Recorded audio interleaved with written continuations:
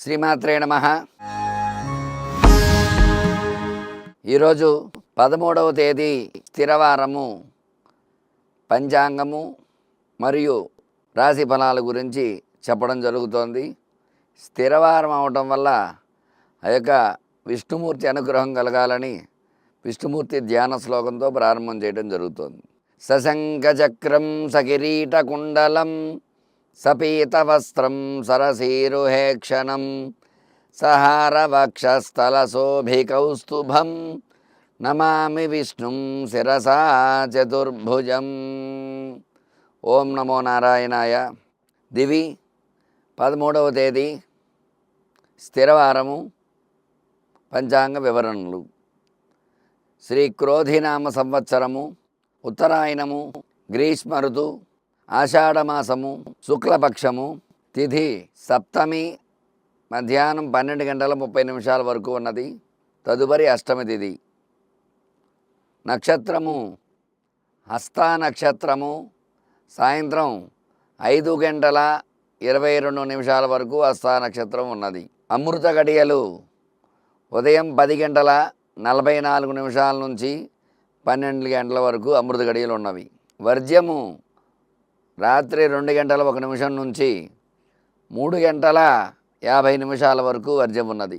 దుర్ముహూర్తము సూర్యోదయం నుంచి 7:35 వరకు దుర్ముహూర్తం ఉన్నది. రాహుకాలము ఉదయం 9 గంటల నుంచి 10:30 వరకు రాహుకాలం ఉన్నది.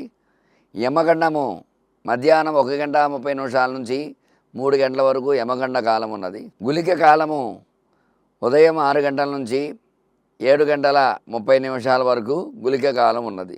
ఈరోజు స్థిరవారం అవటం వల్ల శ్రీ వెంకటేశ్వర స్వామి గోవిందనామాలు చదవటము, వెంకటేశ్వర దీపారాధన చేయటము, విష్ణు సహస్రనామాలు వినటము, లక్ష్మీ నృసింహ కవచాన్ని చదవటము, రామరక్షా స్తోత్రాన్ని చదవటము, ఇట్లాంటివన్నీ చేయడం ద్వారా విష్ణు అర్చన, విష్ణు ఆరాధన విశేషంగా చేయటం ద్వారా విష్ణు భగవానుడు అనుగ్రహంతో ఖచ్చితంగా మీ కోరికలు అవి నెరవేర్చుకోవడానికి అవకాశం ఉంటుంది. ఈ రోజున ద్వాదశ రాశుల వారికి ఏ రకంగా ఉండబోతోంది అనే విషయాన్ని చెప్పడం జరుగుతోంది.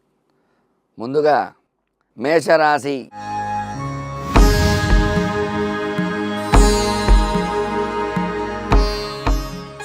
మేషరాశ్యాధిపతి కుజుడు జన్మంలో ఉన్నాడు. భాగ్యంలో ద్వితీయ స్థానంలో గురుడు ఉన్నాడు. తృతీయంలో రవి సంచారము, చతుర్థంలో బుధ శుక్ర సంచారము జరుగుతుంది. అలాగే కన్యలో కేతు చంద్ర సంచారం జరుగుతుంది. అలాగే ఏకాదశంలో శని సంచారము, వ్యయంలో 12వ స్థానంలో రాహు సంచారం జరుగుతుంది. ఈరోజు స్థిరవారం అవటం వల్ల రాశ్యాధిపతి వారాధిపతి శని అవటం వల్ల శని భగవానుడు, ఈ మేషరాశ్యాధిపతి కుజుడు అవడం వల్ల ప్రతికూల యోగాలు వచ్చే అవకాశాలు ఉన్నాయి.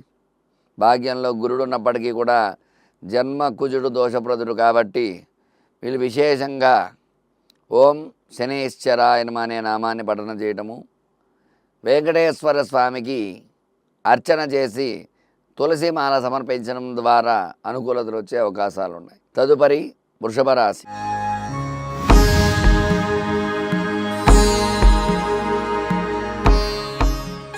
వృషభ రాశి అధిపతి శుక్రుడు అవడం వల్ల ఈ రాశికి అనుకూలతలు వచ్చే అవకాశాలు ఉన్నాయి. ఎందుకంటే శుక్రుడికి వారాధిపతి శని మిత్రుడు కాబట్టి అనుకూలతలు వచ్చే అవకాశాలు ఉన్నాయి. జన్మగురుడు, భాగ్యంలో శుక్రుడు బుధుడు, అలాగే పంచమంలో కేతు చంద్రుడు, అలాగే ఏకాదశంలో రాహువు, దశమంలో శని సంచారము, ద్వాదశంలో కుజ సంచారం జరుగుతుంది.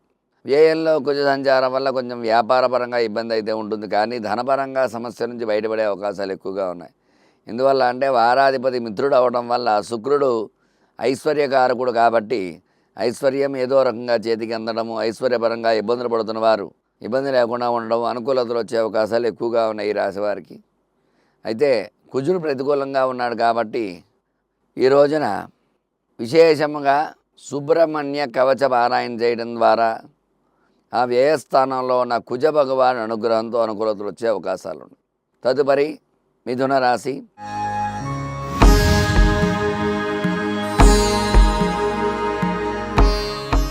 మిథున రాశి అధిపతి బుధుడు జన్మంలో ఉండడం అనుకూలత, శుక్రుడు అనుకూలంగా ఉన్నాడు, బుధ శుక్రుడు మిత్రులు కాబట్టి.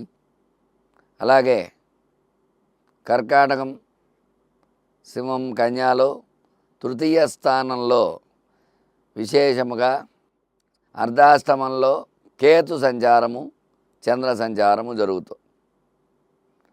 అలాగే మిథున రాశికి నవమ స్థానంలో శని సంచారము, దశమ స్థానంలో రాహు సంచారము, ఏకాదశంలో కుజ సంచారము, వ్యయ స్థానంలో గురు సంచారం జరుగుతుంది. ఆ వ్యయ గురుడు ఉండడం వల్ల కొంచెం విద్యా ఉద్యోగపరంగా ధనం ఖర్చు అవడం అనేది జరుగుతుంది. గురుబలం తక్కువగా ఉంటుంది. అలాగే అర్ధాష్టమ కేతు వల్ల కూడా జ్ఞానకారకుడు కేతు కాబట్టి ఉద్యోగ ప్రయత్నాలు కొంచెం ఇబ్బందిగా అవుతాయి. వీళ్ళు విశేషముగా గురు స్తోత్రము పారాయణ చేసి గురుడికి శనగలు దానం ఇవ్వటము, ఓం గురవే నమః అనే నామాన్ని పఠించడము, అట్లాగే సుదర్శన కవచాన్ని పారాయణ చేయడం ద్వారా అనుకూలతలు వచ్చే అవకాశాలు ఉన్నాయి. తదుపరి కర్కాటక రాశి.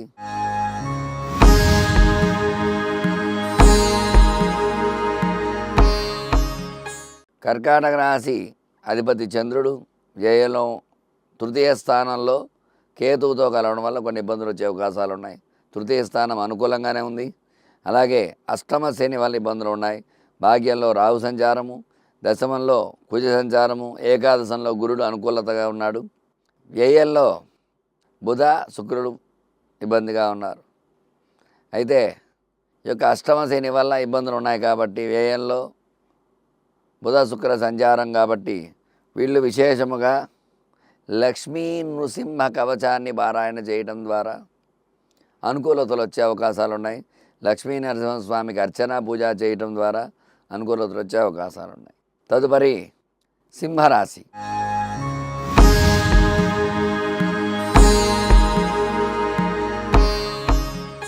సింహరాశి అధిపతి రవి మిథునంలో ఏకాదశంలో అనుకూలంగా ఉన్నాడు. రవి ఏకాదశార్కం కాబట్టి. అట్లాగే భాగ్యస్థానంలో కేతు చంద్ర సంచారము, సప్తమంలో శని సంచారము, అష్టమంలో రాహు సంచారము, భాగ్యంలో కుజ సంచారము, దశమంలో గురు సంచారము, ఏకాదశంలో ఈ రాశికి విశేషంగా అనుకూలతలు వచ్చే అవకాశాలు ఉన్నాయి. అయితే సింహరాశికి భాగ్యంలో కేతు చంద్రుడు కలయిక వల్ల ఉద్యోగ ప్రయత్నాలు సఫలీకృతం అవుతాయి. అలాగే అష్టమంలో రాహు సంచారం, అష్టమంలో రాహు ఉండడం వల్ల విదేశీయానాలకు వెళ్ళే వాళ్ళు కొన్ని ఇబ్బందులు ఉంటూ ఉంటాయి. అలాగే అష్టమ రాహువు వల్ల కొంచెం చికాకులు సమస్యలుగా ఉంటుంది ఈ రోజున. అలాగే సప్తమంలో శని సంచారం అనుకూలంగా ఉన్నారు. నవమ స్థానంలో కుజుడు అనుకూలంగా ఉన్నాడు. దశమంలో గురుడు అనుకూలంగా ఉన్నాడు. మరి గ్రహానుకూలత ఎక్కువగా ఉండడం వల్ల ఇబ్బంది లేకుండా ఈ రాశి వారికి విశేషముగా అనుకూలతలు వచ్చే అవకాశాలు ఉన్నాయి. వీళ్ళు విశేషముగా రామ రక్షా స్తోత్రాన్ని పారాయణ చేయడం ద్వారా ఈరోజు అనుకూలతలు వచ్చే అవకాశాలు వీళ్ళకి ఉన్నాయి. తదుపరి కన్యారాశి.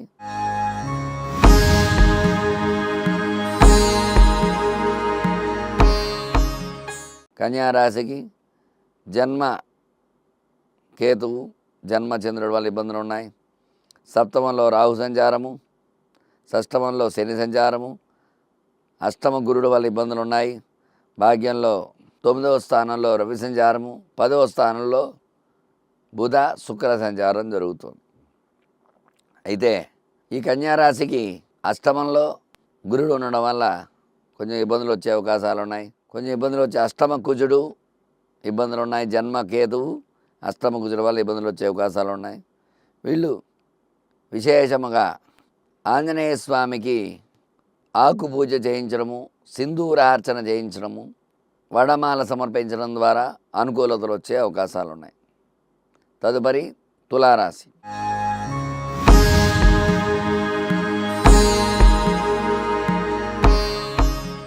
తులారాశికి అష్టమ గురుడు ప్రతికూలంగా ఉన్నాడు. వ్యయంలో కేతు సంచారము ప్రతికూలంగా ఉంది కాబట్టి మిగతా గ్రహానుకూలత ఉండడం వల్ల ఈ రాశికి అనుకూలతలు వచ్చే అవకాశాలు ఉన్నాయి. అష్టమ గురుడు వల్ల గురుబలం తక్కువగా ఉంటుంది కాబట్టి వీళ్ళు విశేషముగా ఈ రోజున ఓం గురవే నమః అనే నామాన్ని తలవడము, అలాగే గురువరిష్టేతు సంప్రాప్తే గురు పూజాం చ కారయేత్ గురుధ్యానం ప్రవక్ష్యామి పుత్రపీడోపశాంతయ అనే నామాన్ని 16 సార్లు జపం చేయటము మరియు గురు రక్షా స్తోత్రాన్ని పారాయణ చేయడం ద్వారా గురుబలం చేకూరే అవకాశం ఉంది. తదుపరి వృశ్చిక రాశి.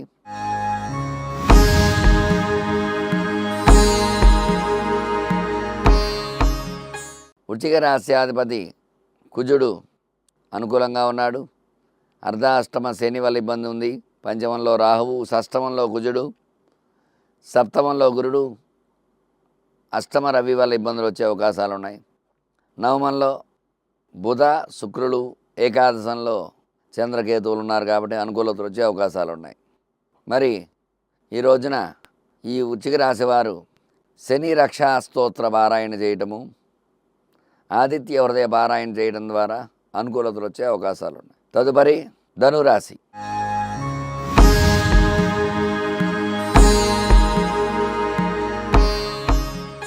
ధనురాశి వారికి తృతీయంలో శని సంచారం, అర్ధాష్టమ రాహు వల్ల ఇబ్బందులు ఉన్నాయి.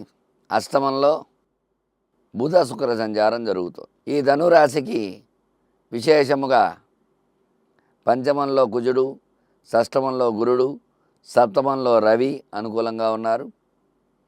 మరి దశమ కేంద్రంలో కేతు చంద్ర సంచారం జరుగుతుంది.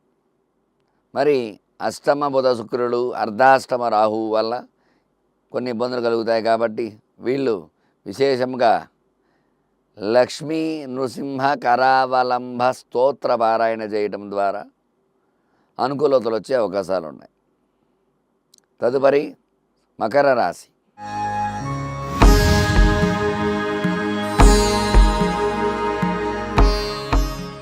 మకర రాశి అధిపతి శని అనుకూలంగా ఉన్నాడు. భాగ్యంలో, తృతీయంలో రాహువు, అర్ధాష్టమ కుజుడు వల్ల కొంచెం ఇబ్బందిగా ఉంది.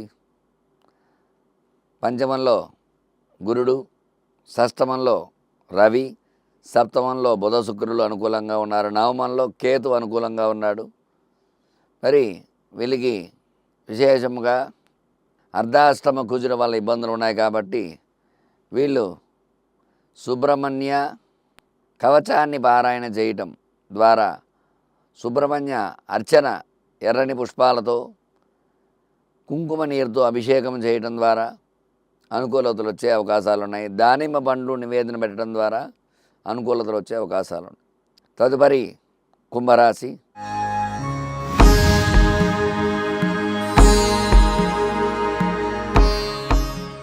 కుంభరాశి అధిపతి శని జన్మంలో ఉన్నాడు. భాగ్యంలో రాహువు, తృతీయంలో కుజుడు, అర్ధాష్టమ గురుడు వల్ల ఇబ్బందులు ఉన్నాయి. కొంచెం పంచమంలో రవి సంచారము, షష్టమంలో బుధ శుక్ర సంచారము, అష్టమంలో కేతు చంద్ర సంచారం జరుగుతుంది. అష్టమ కేతు వల్ల కొంచెం ఇబ్బందులు వచ్చే అవకాశాలు ఉన్నాయి. అష్టమ చంద్రుడి వల్ల కూడా కొంచెం ఇబ్బంది, మనస్థిమితం తక్కువగా ఉంటుంది, మనశ్శాంతి ఈ రోజున. వీళ్ళు విశేషముగా ఆదిత్య ద్వాదశాదిత్య నామాలు పారాయణ చేయడం ద్వారా, సూర్య నమస్కారాలు చేయడం ద్వారా, సూర్యుడికి అర్ఘ్యం ఇవ్వడం ద్వారా అనుకూలతలు వచ్చే అవకాశాలు ఉన్నాయి. అష్టమంలో చంద్రుడు ఉన్నాడు కాబట్టి విశేషముగా మనశ్శాంతి కోసము ఈ రోజున సాయంత్రం సమయంలో విశేషముగా ఓం చంద్రాయ నమః అనే నామాన్ని 108 సార్లు పారాయణ చేసి క్షీరాన్న నివేదన చేయడం ద్వారా చంద్రబలంతో మనశ్శాంతి వచ్చే అవకాశాలు ఉన్నాయి. చూశారు కదండి ఈ రోజున ఈ 12 రాసుల వారికి ఏ రకంగా ఉండబోతోందో, వారు ఎవరు ఏ రకమైన పరిహారాలు చేసుకుంటే ఏ రకమైన అనుకూలతలు వస్తాయనే విషయాన్ని మనం తెలుసుకోవడం జరిగింది. చక్కగా నేను చెప్పినట్టుగా ఈ స్తోత్రాలు పారాయణ చేసుకుని దైవబలం చేకూర్చుకుని చక్కగా దైవబలంతో మీ కోరికలు నెరవేర్చుకుంటారని కోరుకుంటూ, మీ రవికిరణ్ శర్మ, వేలూరి, జ్యోతిషరత్న అవార్డు గ్రహీత. మీకు ఎలాంటి ధర్మ సందేహాలు ఉన్నా సరే స్క్రీన్ పైన నంబరు రోల్ అవుతూ ఉంటుంది. ఖచ్చితంగా నా నెంబర్కి మెసేజ్ పెట్టి కాల్ చేస్తే మీ జాతక పరిహారాలు అవన్నీ కూడా చెప్పడం జరుగుతుంది. శుభం భూయాత్. నమస్కారం.